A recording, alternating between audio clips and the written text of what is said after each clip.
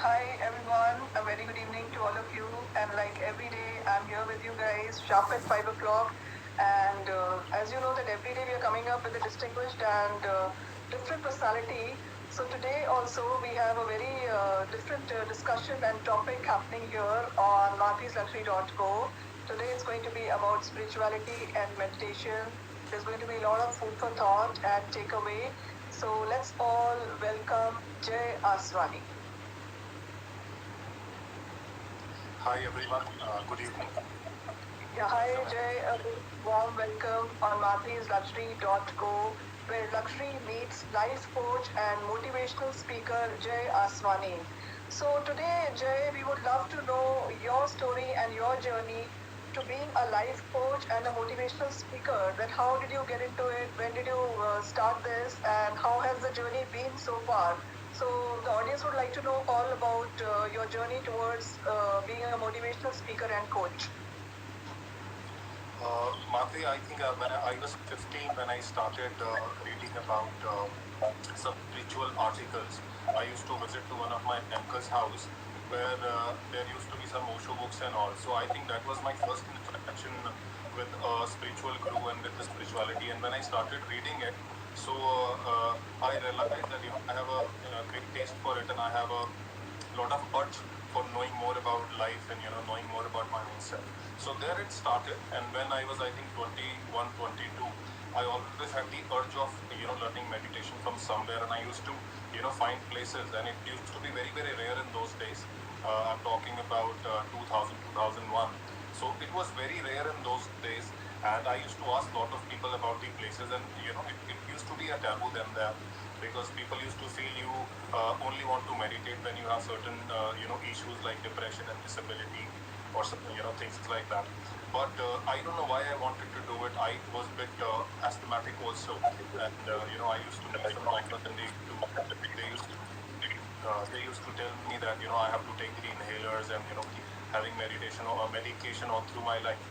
But when I joined, the first meditation session with the gurus, so my agenda was to actually heal myself physically. So that is what I was looking for in those days, and somehow the idea of meditation used to excite me, and used to give me a lot of peace in mind just by thinking about it.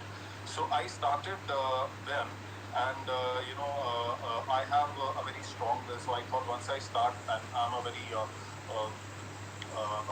what do you say that I'm a very a keen observer also, and so I just picked it up and started doing it and kept doing it for about 2 or 3 months. I got a major relief in my physical issues also, but at the same time, what I never knew that what else it can give me. So I've been gifted majorly by this, meditation, not only physically, mentally, also spiritually. Also, I could align myself by doing it regularly for so many years, and I could develop many techniques. I could learn many, many techniques. I visited many ashram all through these years, and keep learning from many gurus and teachers, and it has been very helpful, very enlightening, very aligning also. And this is the way I thought, since I could be benefited on all three levels and creating a balance between self. So I thought, why not contribute to the people outside, and make a difference to the world. So that is how I started my journey of being a life coach and a motivational speaker, so that I could share what I have done all through. So wonderful. I think it's really inspiring for the audience as well, because we only knew that maybe meditation has some health benefits, but you're talking about even other benefits besides just being healthy. It's also you're on your you're mentally more enlightened, and it also helps you in aligning in your life. And I think it helps you in many more ways than just health benefits, I think. So that's really interesting to know. And if you can tell us about the techniques that you learned in meditation, because I believe you've done different kind of meditation and many meditations. So if you can tell something about those techniques. See, what I have learned in meditation is that there are many techniques of meditation now. It's a social technology. You can very easily reach to the YouTube channels and many other social mediums and learn many techniques all around. It has become very easy. But I would like to divide it into divided this into three different steps, because I've learned that whenever you want to meditate, this meditation is actually for the self-realization. That when you really want to meet, the real self of your own self, and want to know what you really are. So, people generally go to the YouTube channels and start, taking the sound meditation and the other technique of meditation. Sometimes it works and sometimes it doesn't work. But the reason what I have feel that since you are body also, your mind also, and you have a spirit too, so you have to sort it, all three sectors of yourself one by one. Because if you don't sort your body initially when you try to meditate, this is how the yoga was been introduced. If you don't do it, then whenever you sit in meditation, you might have aches and pains and different feelings in your body, which will not let you meditate. Because meditation is something that you reach to a point where there is no thought, and you kind of getting dissolved into the universe. So anything can bring you back. Even a fraction of small disturbance can bring you back from there. So that is how the yoga was been introduced by our own Guru Shiv Bhagwan, whom we call the first Adi Yogi of the planet. He created 112 different techniques of meditation in Vigyan Bhairavi. So this is how he created this yoga.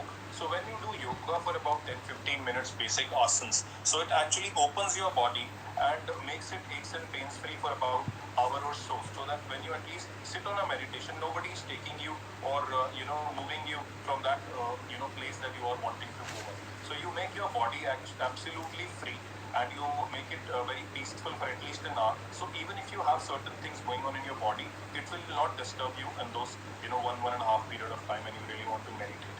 Then there is a breathing technique which comes into the picture, because when you do breathing, breathing actually goes into your system, and you whenever you sit on to meditate after the yoga, then the another thing which disturbs you is your thoughts. Because I've heard it from many people whenever they sit. So there are millions of thoughts which keep coming into their mind, and they have to deal with it. So whenever they want to concentrate on their breath or concentrate onto a point, so whatever, the main thing which is taking them away every second is the thought coming into their mind, after every fraction of second. So they stop doing meditation, that they start dealing with those millions of thoughts, at that time. So to get away with that, you use those breathing techniques. What breath does is that it goes into your system, and it start, relaxing yourself and calming the thoughts that which keeps coming into your mind. Because thoughts come for a different reason. Maybe your mind is in haste, it is not at rest. So that oxygen gives you a lot of rest to your entire body system and to your mind also, and it takes out all the the anger, frustration, and the insecurities, or many different questions or the feelings keep come into your system. It calms them. So when you're able to feel calm and physically free, so then you're able, you become able to drop into a state of meditation. And the fact about meditation is that nobody can do meditation. It's not something that you can do. You can only prepare yourself physically and mentally. It is like a drop dropping into the ocean. When you're prepared, then you start knocking a door, of a meditation, and it opens from the other side. So you can prepare yourself physically and then mentally, and just keep waiting. The door will open, and you will become thoughtless. You will be able to meet yourself, realize yourself that you really exist. You don't need people to validate you. You don't need people to tell you that this is how you are, this is what you are. You are going to realize yourself, feel yourself, and because the moment you experience even a glimpse of meditation, you feel yourself. And that is the whole journey. So everybody's looking out to feel themselves by meeting people, by going to parties, by reading stuff, by earning money. The ultimate goal is to reach you. We are, the soul is already there, but the journey is very long. So this is how you use these techniques to reach to yourself. And so these two techniques actually prepares you, and by doing it for many days and months, the time comes when you actually fall into meditation and you experience this. So this is, I believe that you should use yoga and meditation before actually going into the real science. This is going to help you in a very great. Very nice. Again, some motivational tips for the audience that you have to be sitting in the yoga position calmly, quietly, breathing in, breathing out. I think that really helps you calm and cure all your anxiety, depression, anger, and makes you a calmer person. So if you can share any of your experience, any personal experience that you would like to share from the ashrams and gurus that you have taken the incident that you remember or Yeah. experience? Yeah.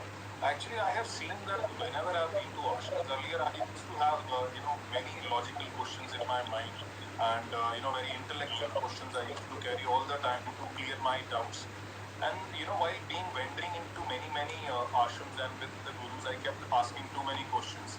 But later, after a certain point of time, after meditating for about, many months, many years, I realized that, these questions and even their answers was just a trick actually to make me do a meditation, because when I have a lot of questions and thoughts coming into my mind, I start asking them, and when my mind is satisfied, and there a moment comes that your thoughts start giving up, in front of a master, because they are answering all the questions that you have. So then the time comes that you start, the questions start vanishing in your system. You are not left with any more questions, and then you realize that all those questions, because though these questions comes from your mind, and your mind is one thing which carries the shame, which carries the frustration, which carries insecurity, which carries jealousy, which carries competitiveness, which carries a lot of mathematics and ambitions. So we start living our life with our mind all the time, 24/7. We just don't go inward. We are just focusing outward, looking at people and see what we are lacking, not asking ourselves, not being in awareness and seeing that what we really have and what we really have is enough or not. So when I used to visit ashrams and meditate, then somehow after meditating, my action center and my maybe working center started shifting from my mind to my heart. It started shifting from a very logical view to a very loveful view, which actually flows from your heart. So a lot of people tell you actually to be compassionate, to be positive, and I used to believe I don't have a button. If somebody tells me that be positive, humans can't press a button and start feeling positive, or somebody tell you to be compassionate, so you can't actually push a button and start feeling compassionate. But while doing Right. this meditations and everything, I realized that everybody has compassion in themselves. Everybody has, a love in themselves. Everybody has all the positive and the negative. So it is like the left hemisphere and the right hemisphere. You have two different parts, masculine and feminine. So you have all the positively charged cells in your body and the negatively charged. All you have to do is to be aware of them and to create a right balance in between. So the balance between heart and mind, because we need mind to be successful in the outer world, dealing with the people, earning money, running our business, and managing everything outside. And we need our heart to maintain our relationship with our family, with our wife, with our kids, and with the humanity also, feeling compassionate. So I realized meditate. You have everything. You just have to unlearn a lot of things which you have been learning, unconsciously from the day that you were born.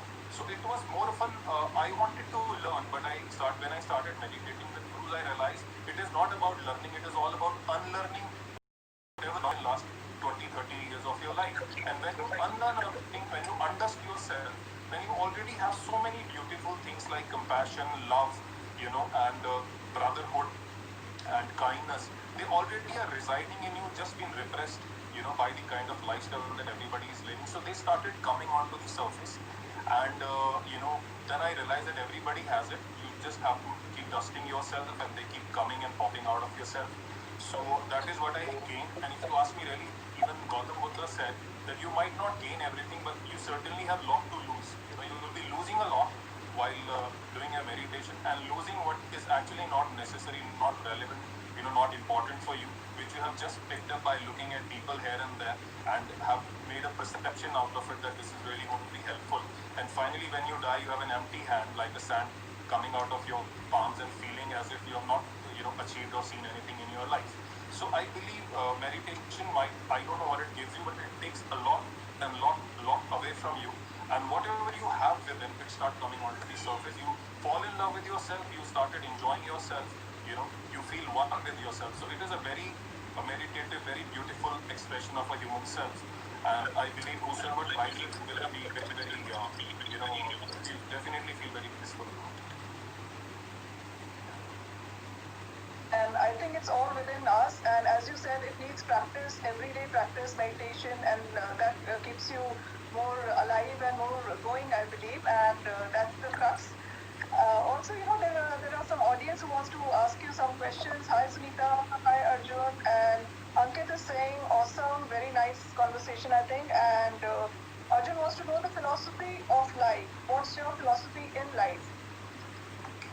my philosophy about life is, yeah, my philosophy about life is just being in the present. I believe that everybody has a karmic script, instilled in them. You are here for a reason. You are here for a, to complete your purpose of being here on this planet. And what we do is, it is a situation like you are born and you have a certain purpose in hand. And every kid, every human is born very, very meditative. When they're born, they are born meditative. Don't know everything. They're very, very aware. The only difference between a small child and us is the experience. Otherwise, they are more smarter than us. So they are very, very meditative. But they start, we start layering them with whatever the society knows, whatever the parents know, whatever the religion and the surrounding knows. So they start unlearning whatever they've been carrying from the previous life. So by the age that they reach 21, their subconscious programming, their unconscious program is totally full, and they don't know what to do. So they start behaving in a very robotic manner.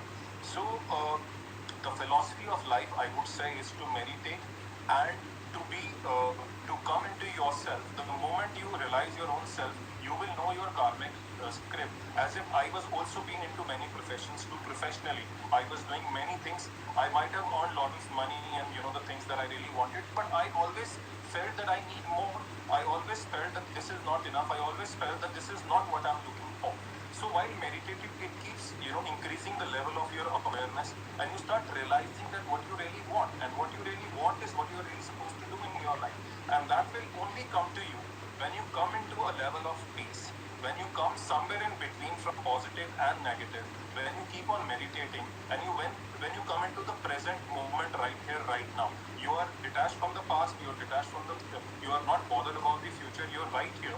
Then you are able to see everything, every hidden, secret is there in the present. It is all right here.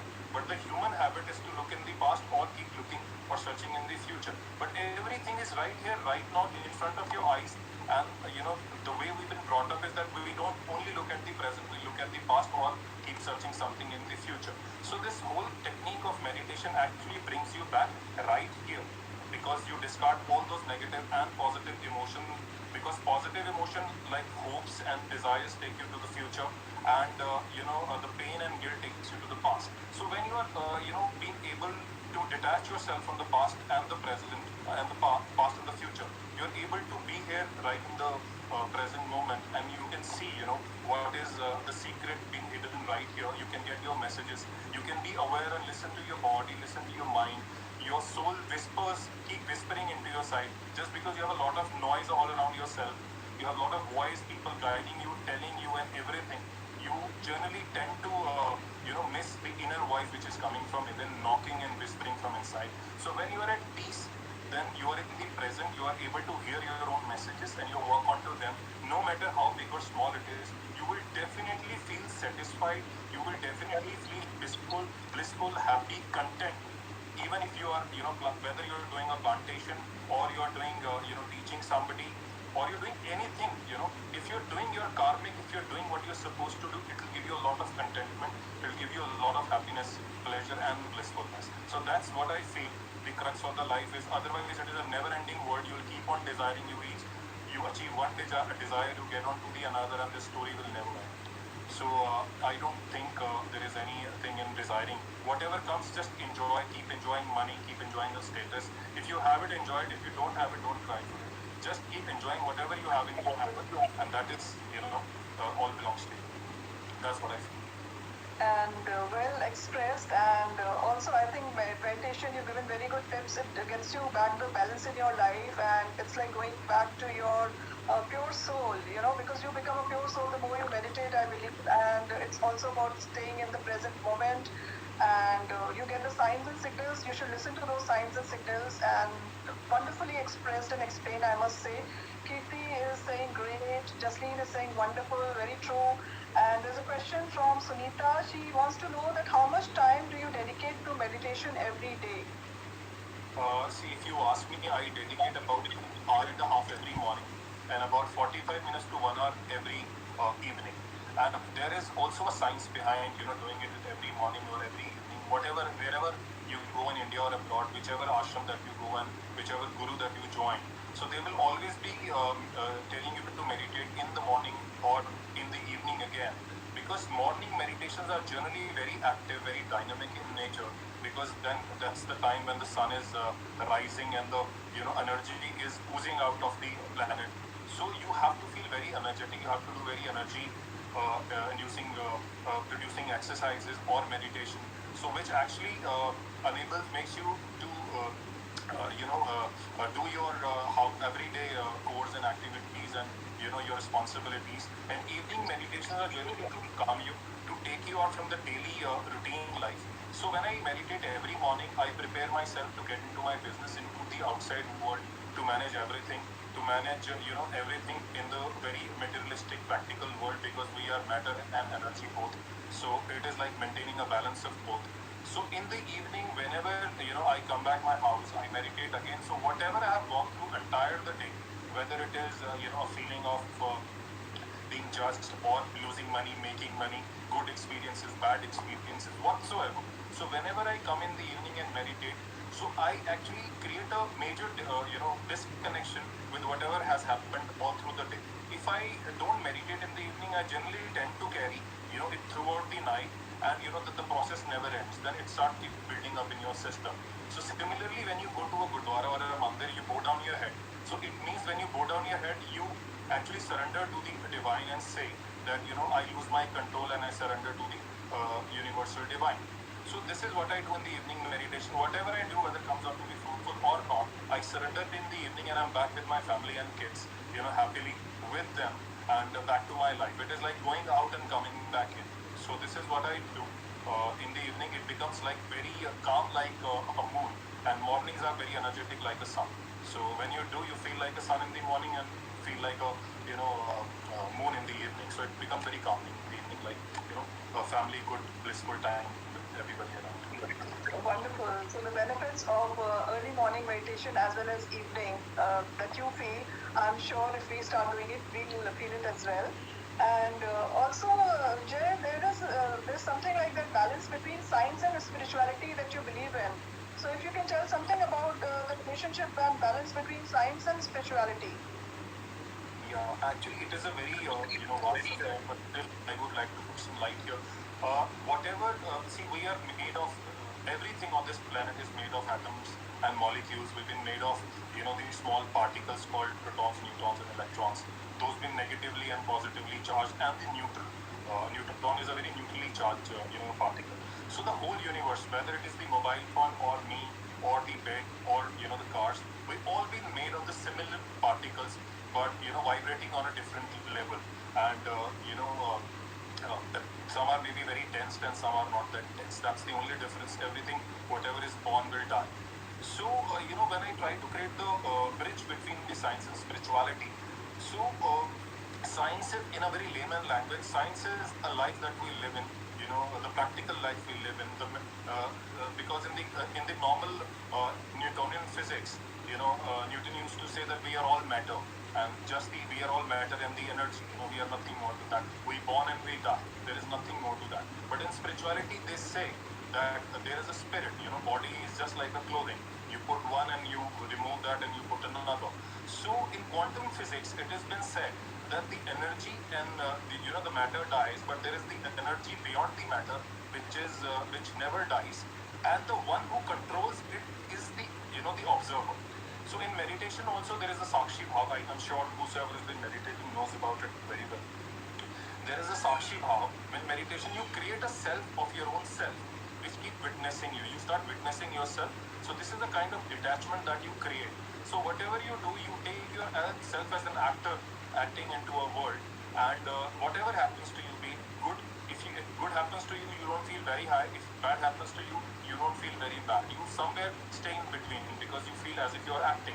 And the one who's witnessing is actually you, which never dies and which is never born. Similarly, in quantum physics, we have done many experiments because I've been reading quantum physics and energy science also. So there also we have done many experimentation. One was of that we took a glass bowl and we let the light come into that bowl. So there were many randomly spread electrical photons being spread in that bowl. And then there was the human DNA was been injected into that bowl. And then it was noticed that all the photons started taking started coming into a orderly shape. So this experiment was been done to actually see that whatever the observer is the actually main key. Your world is the way you observe it. Your world is according to your beliefs. So there is a law of mentalism that whatever you believe is actually your world. So if you think it is good, the good will start coming into your life. If you feel that all the humans are bad and they are very cheat and they are this or they are that, so you will start seeing those kind of people. So you create your world by observing the world, and this is what happens in quantum physics, and this is the same thing happens in the spirituality also. But when it comes to the layman language, here is that you have to create a balance between science and spirituality. I believe that the new man should be enjoying everything that is there in the material world, be it the luxuries or the car or the business or the travel or earning money, having good houses if they can afford, not running after them. But at the same time, they should have a connect with their internal world also. So they're having the best of both the worlds. They're enjoying the outer world also. They're enjoying the inner world. So they are enjoying but detached. So it is an attitude of I care and I don't care, that you are attached and you are detached at the same time, and creating a balance. You might have seen those small kids running on a rope, having a bamboo in their hand and trying to make a balance. So when they started, it is very difficult to create that balance between materialistic life and then meditative life, and creating a balance in between. But once you master it, you can run on that rope. So this is what every human has to do, keeping a balance between the matter and the energy, between the materialistic life and the inner world. So once you master it, you will have a beautiful time, inner and outer. You will enjoy the outer world, being it a reality also, and you will remain detached also and being into your spirits all the time. So this is what I feel is the new age person should do. Yeah, absolutely. Very well said. And Jasleen wants to ask that on which YouTube channel can she go for meditation? Is there any YouTube channel where she can practice meditation? So you can actually see in meditation also. There are many gurus. I would say that Osho is. There are many actually. I don't remember all of them, but Swami Vivekananda, Osho Rajneesh, and Art of Living. There are many of them. So actually, what people do is they start going to the meditation center, and they sometimes they start judging, because they feel that whatever the guru or the master is saying is not getting aligned with them. So I believe you should keep aside the knowledge that is being given at the ashrams. If you don't align with them, just follow the techniques. Follow the techniques, and the techniques will always be, because I have done it at 10 different meditation centers. So the crux of the technique is that you have to make your body the aches and pains free, so that it doesn't disturb you while meditating. And then a lot of breathing exercises, because it takes all those impurities from your thought. It's like dusting your house. Whenever you want to keep dusting in your room, there is a lot of dust every morning, and you have to clean it every day. So similarly, we've been consuming all the negative, positive information 24/7, and this is going in like a dust inside your system every day, whether you like it or you don't like. I might switch on a TV and get to interact or get to see some negative information coming in. Whether I want it or don't want it, my system will consume it, because there is a recorder which has been recording 24/7. So this is going in 24/7. Every day you meditate. So by breathing, you will take out all those unwanted information that you don't want. Similarly, we have some positive information also been fed in our subconscious programming, and you will know that. So let it be there, and let the negative information come out. You will have a lot of new space every day in your subconscious programming. This is a very big hard disk. So you can, then you will become very powerful, and you'll start choosing the information that you want to let it go into your system and get being fed there. So you will become very smart and powerful by choosing later on. First, you just start doing this technique of cleaning yourself internally, and the meditation will happen one day. Just keep doing these two steps, and it will happen. He also has another question, that how about chanting, Buddhism, Punjabi part, would they count in motivation, in meditation? Would they also be counted in meditation? So I'll tell you, whether it is a Buddhism chant, or when you even go to gurdwaras and start chanting. So when you chant, actually you don't get the meaning of what is being said, but chanting has a very scientific thing that what it does to a human beings. Whenever you start chanting one single word regularly, then your brain gets bored.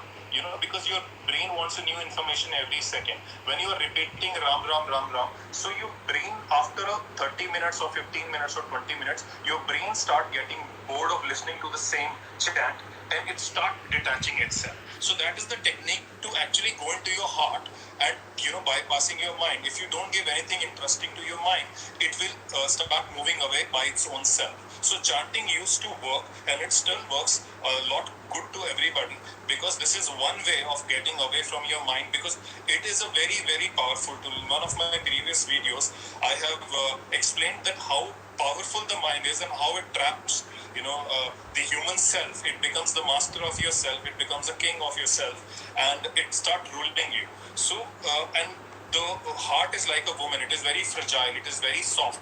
So if you want to fight with the mind and win over it, you can never do it. You have to treat your mind in very smartly, or maybe like a dog. When dog starts barking at you, if you respond back, they will bark on you more. So you have to just learn the technique of avoiding them, and once you are able to avoid them, they will stop barking on you and they'll go to somebody else. This is how you board the dog. Similarly, this is how you board your mind.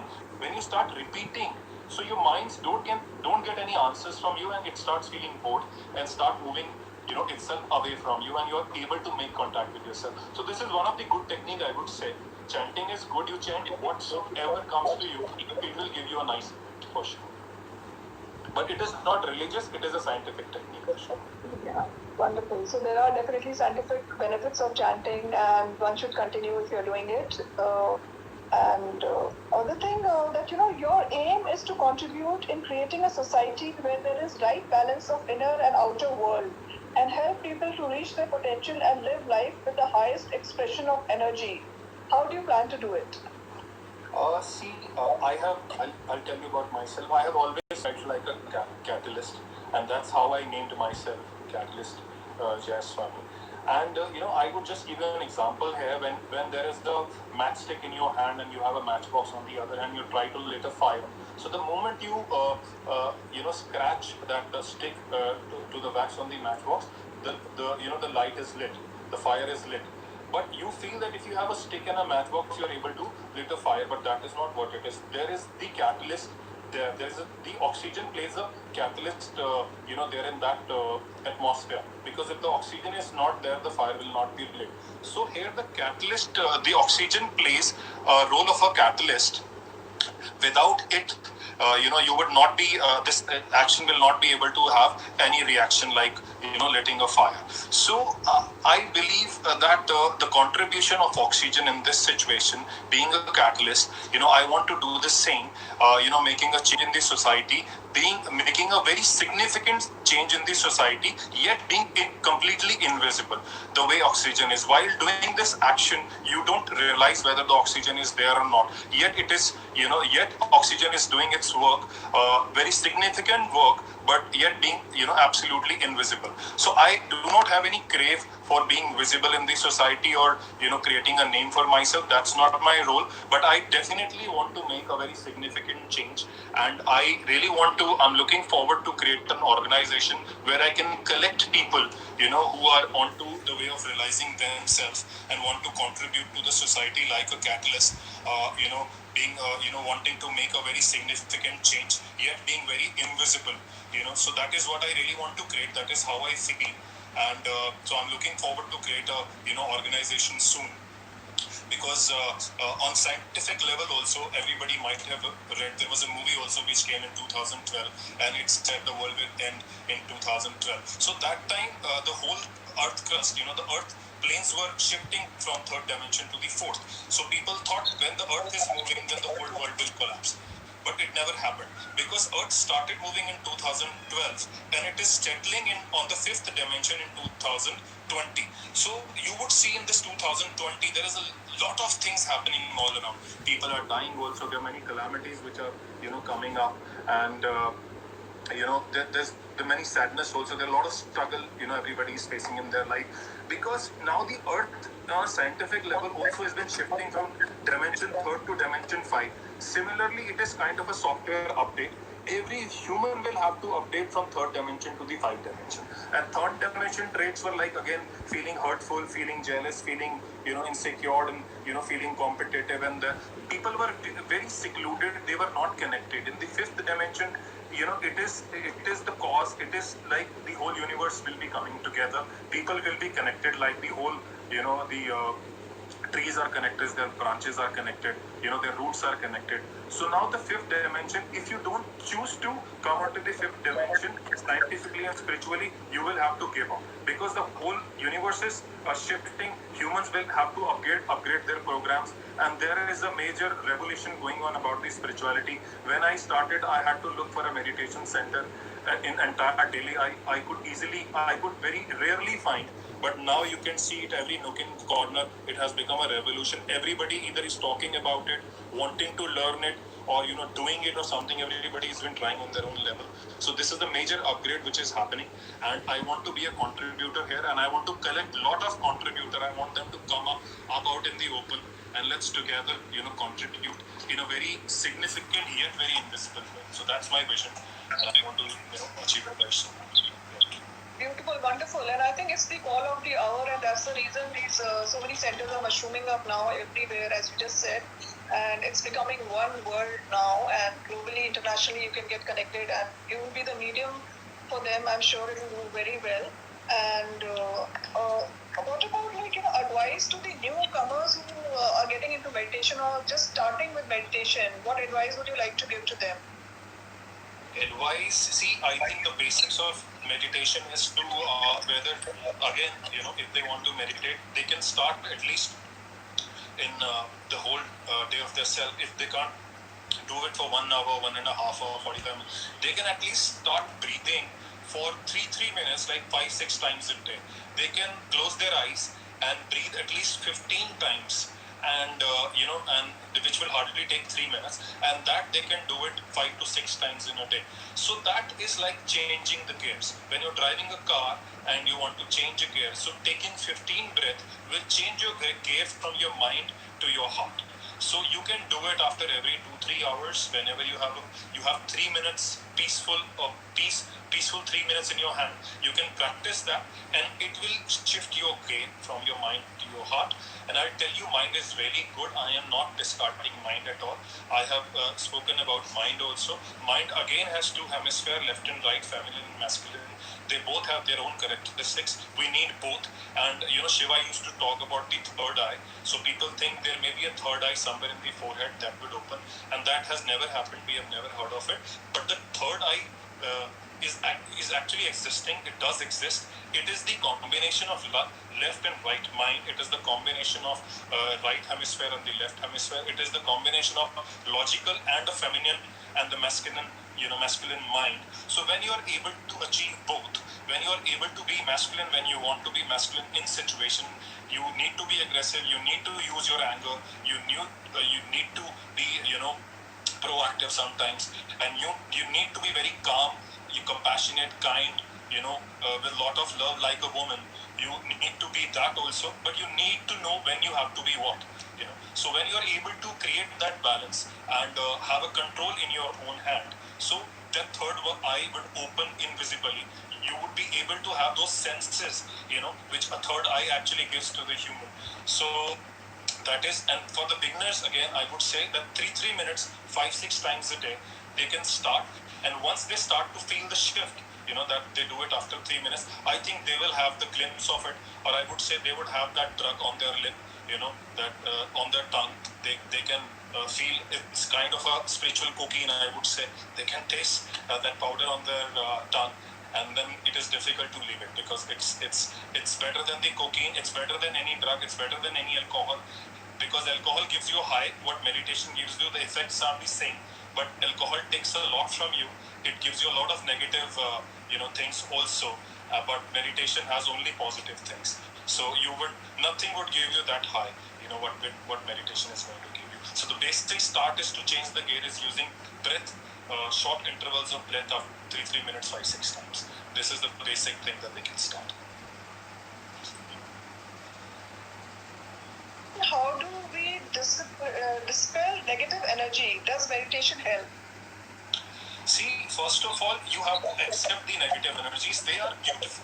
See, if negative energies are like insecurity, competitiveness, anger, frustration, so we feel that we need to suppress them. We don't have to do it. We have to accept and allow ourselves as a whole and complete. It's like, accepting your one hand and not, disrespecting the another. So you can't survive without both hands, in life. So you have to accept your positive and negative both. You have to make peace with them. The only thing is that why we want to, avoid negative emotion or a negative thoughts, that, they keep popping up on their own. Supposingly, I'm talking to somebody and the anger actually conquers me and I become angry and say things which I never wanted to say. And it actually spoils the whole, relationship or the atmosphere. So I feel that the anger is bad. The anger is not bad.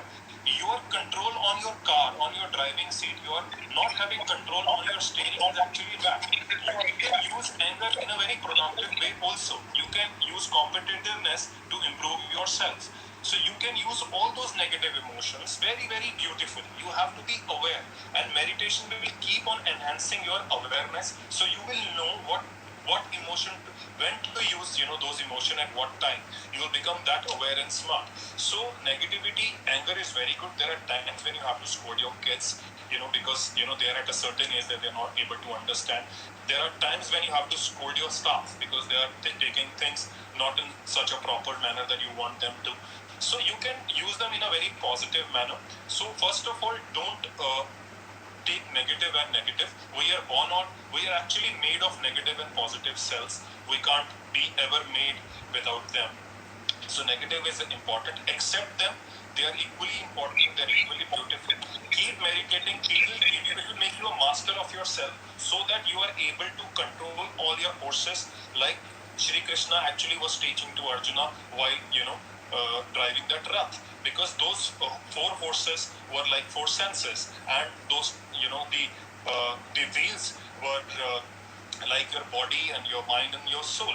So you have to actually control everything, and for that control you need a guidance of a master, and you need a meditation, so that it keeps on bringing the level of your awareness, and you're able to choose even the negative energies that you have at the right places. So you will be very proud of your negative energies one day if you are able to use them the way you really want to use them. They are very beneficial. So make peace with them. They are equally beautiful, but you have to use them at the right places. That's all.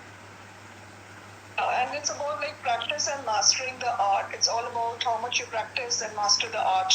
And I think Justine is saying it's not about the energies, but about emotions of people directed on you. No, I'll tell you what. Here also, this is again a very major misconception.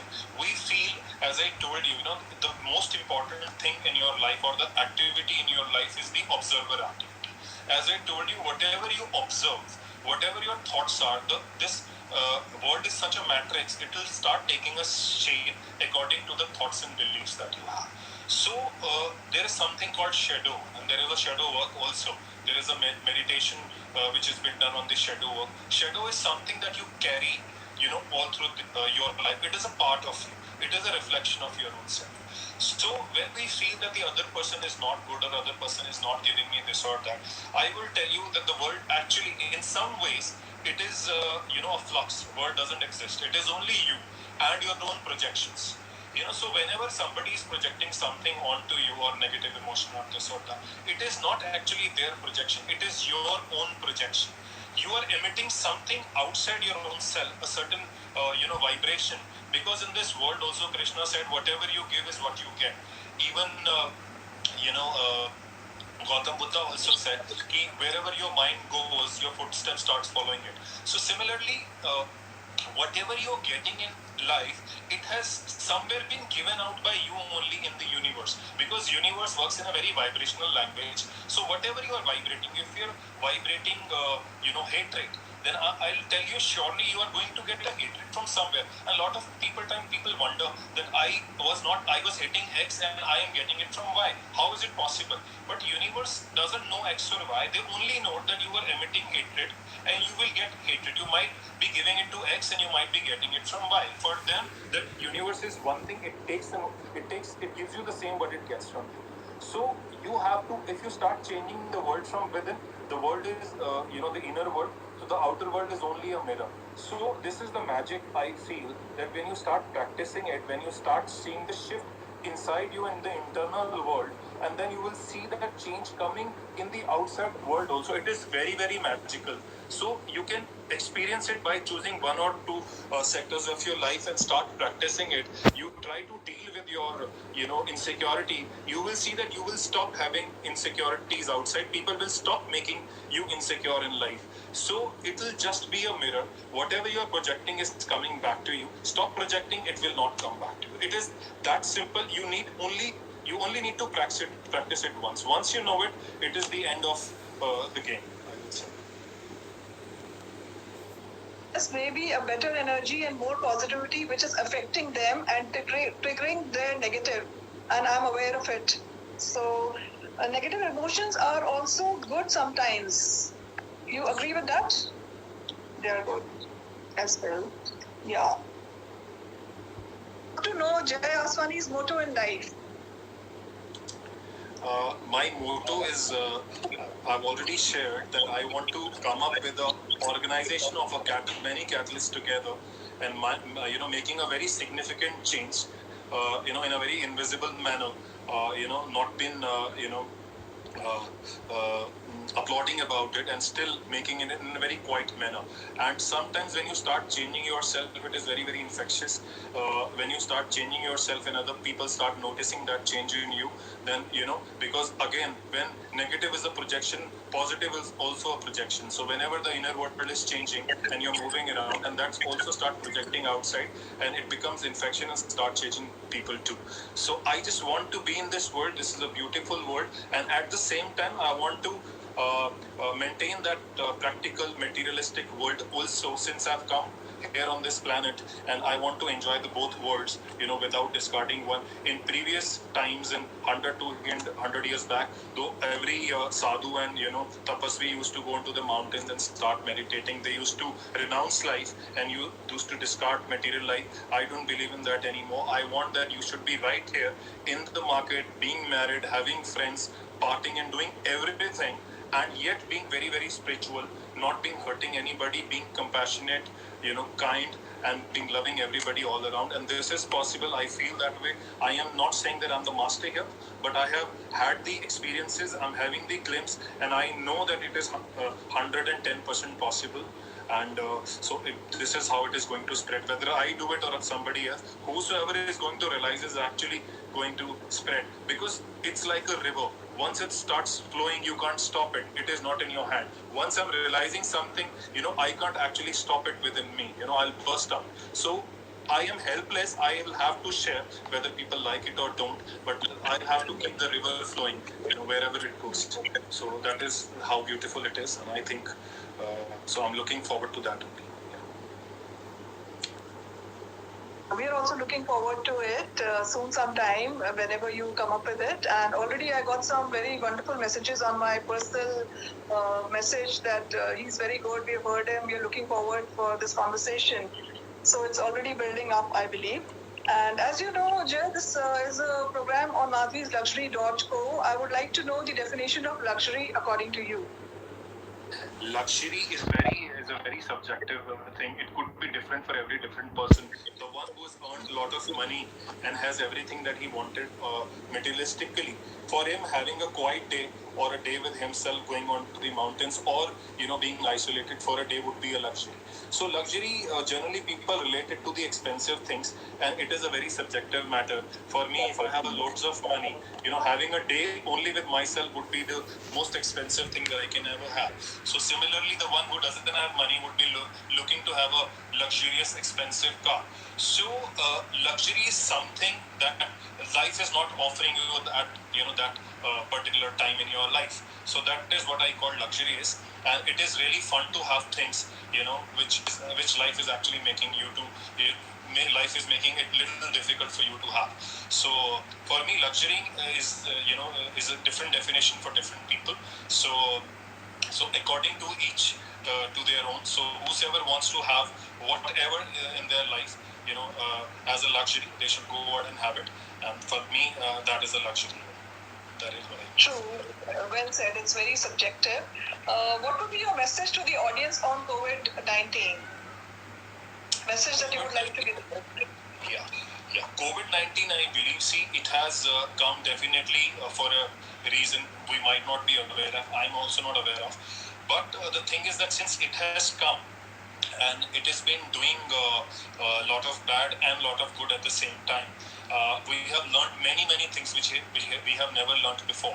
Everybody was racing and their life was fast, running very fast, looking left or right. It was kind of a rat race happening everywhere. I was looking onto my left and right and seeing, where am I in my life just by looking at the other people. So, we had never imagined that we could ever have a 2-3 months or 4 months kind of a holiday in our life where we are not forced to work.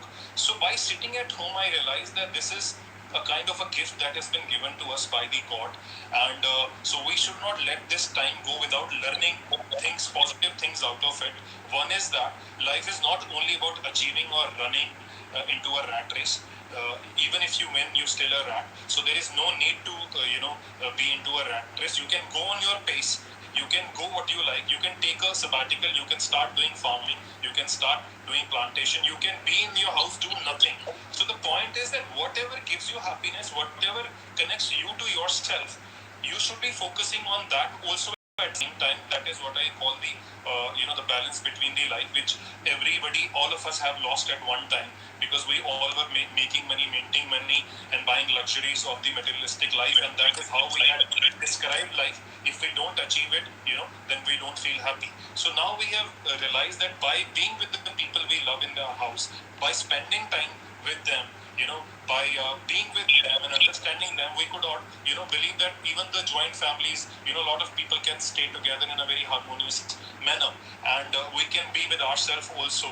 We can exercise a little, we can work on our immunity. The body is equally, not equally, body is a very important, a vehicle of your life. This is also very important. You have to focus on your body also, your soul work also, and it is okay to go on your pace. There is no rat race happening. So there were many good things that you could learn out of COVID, and COVID had certainly many gifts. I would say that anything comes. People say there is a gift in this shit also. So this is something that which has come, and certainly there is a gift in this too. These are the few gifts. And about COVID, I think, again, as I said, accept the negative also. If you take COVID as a negativity, so just accept it, let it come, let it go. Whenever the fear comes, let the fear come. What people do is whenever the fear comes, they close their doors. So the fear keeps knocking, it never goes back. Even if it go back, it come back tomorrow. So the point is, let it come into your life. Just face it and let it go. It will definitely shifts your level from one level to the another. You will be a different person after COVID. Everybody will be different because they have faced a situation that nobody has faced in the last 100 years. So it is a very good thing also, since it has come. So it has a date to go also. Whatever is born will die. So everybody is waiting for it to go. So it will go, and life will be very beautiful after this too. Even more beautiful, I would say. True, well said. Lovely. It's been a real honor and pleasure and truly inspiring and motivational for me personally to talk with you, and I'm sure the audience is inspired and motivated as well. Kirti Gautam is saying I'm feeling drugged. So it's been a great session. Thank you so much for being here on the show. Have a great evening. Thank you, Madhvi. It's been a pleasure here. I really enjoyed the show. I've seen other shows of you also. They've been very smooth and very easygoing, and I really love them. It's been a pleasure here. Thank you so much.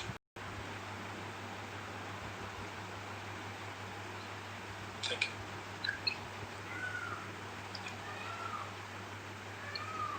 So, thank you everyone. I hope you got your answers from Jay Aswani, and it had been amazing session, food for thought, and a lot of takeaway for all of us. And as you know, the show is powered and supported by Padma Shri artist Krishna Kanhai ji, Sari Sanskriti by Salma Sultan, Nora USA brand by Aisha Khanna, for whom which I happen to be the brand ambassador as well as real estate, hospitality, weddings, fashion designers, jewelry designers. So you all can get in touch with madhviluxury.co in case you have any queries related to any of these luxury segment industries. Thank you. Have a great evening. Bye-bye.